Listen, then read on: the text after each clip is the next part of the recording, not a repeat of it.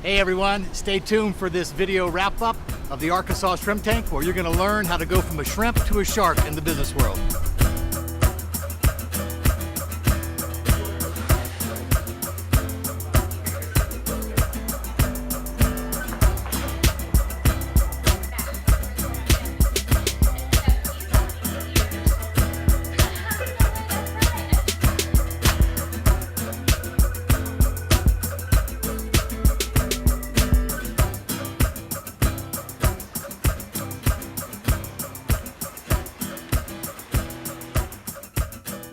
Hey everyone, welcome to the post-show wrap-up of the Shrimp Tank. I'm your host, Rich Jensen, along with my co-host, David Sims, and back for a second swim in the tank, Dr. Amy Hester of HD Nursing.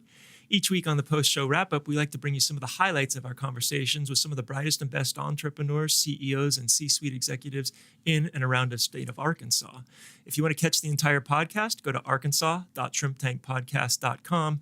And you won't want to miss this week's episode. I said to Amy, I think she's brilliant in about 3 different phases that are key to run a business. So that's right. She's brilliant. She's already retired once.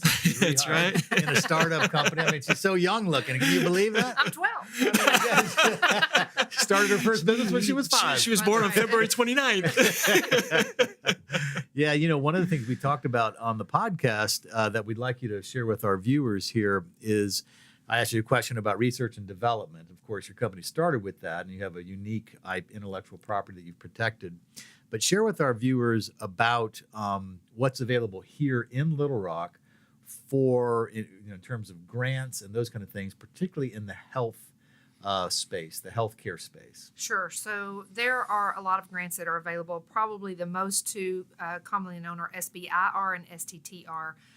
Those are often centered around healthcare, but those could be for any innovation. So those are small business innovation and research and small business technology research. And so I may not have gotten those acronyms exactly right, but and those are very large, some of them multi-million-dollar grants. And so there are free resources here in Little Rock to get you help started with that at the ASBTDC.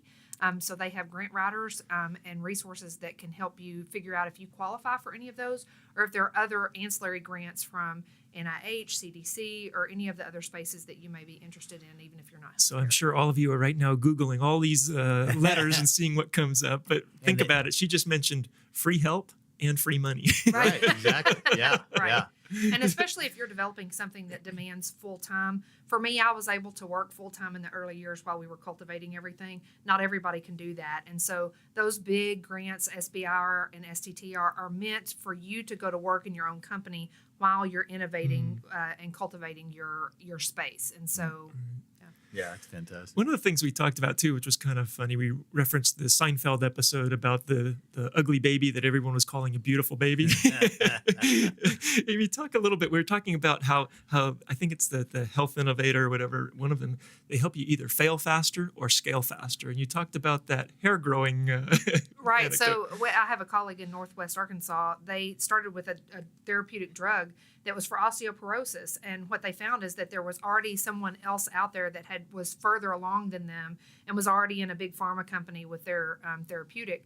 And so they had coincidentally found that a side effect of this drug was really aggressive hair growth. And so now they pivoted their company to be a therapeutic for hair growth and regrowth, especially for patients that struggle with that. And so they were lucky to have something to go back to. But, you know, sometimes you think it's the best thing in the world, but either it's already out there or other people just don't have the same passion that you do. So there's going to be people that call your baby ugly along the way.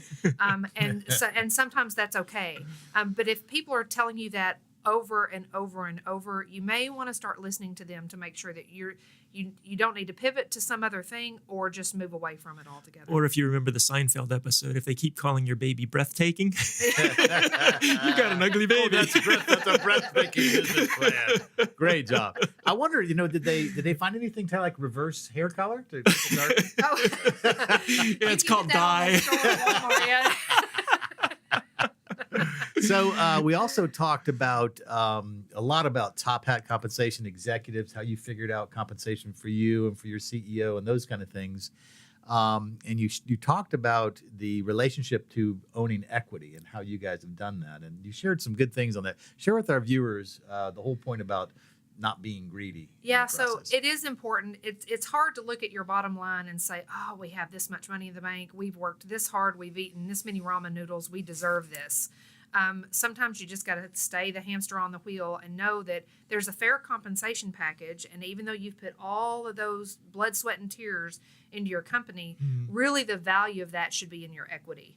And so you don't want to be robbing from the bottom line of the company, not robbing, but getting greedy with the bottom line of the company and big salaries and all of those big expenses and things like that, because you're really robbing away from equity when you do that.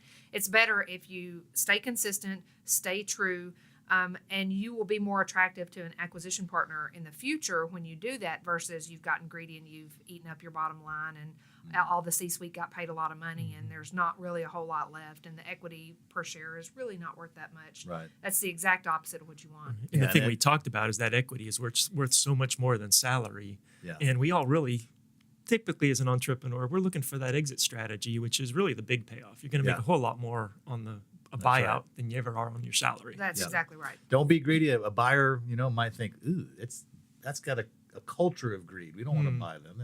They might just. Well, hey, I encourage you to listen to the entire podcast again at arkansas.shrimptankpodcast.com. We want to thank Dr. Amy Hester for coming into the studio again. And for those who aren't familiar from the previous podcast with HD Nursing, maybe they're a hospital administrator or something along those lines, and they want to find out more about what you do, because I think you said, you typically can save $1 million in the first year for the hospital. What's the best way for them to find out more information or get a hold of you? Yep, so they can email us at www.info@hdnursing.com, and those queries will come to us and we can get in touch with you. So thanks so much for watching the video and tuning into the arkansas.shrimptankpodcast.com. Got to get that in there once again. Until next week, stay safe, and remember, in the business world, to become a shark, we all start out as shrimp.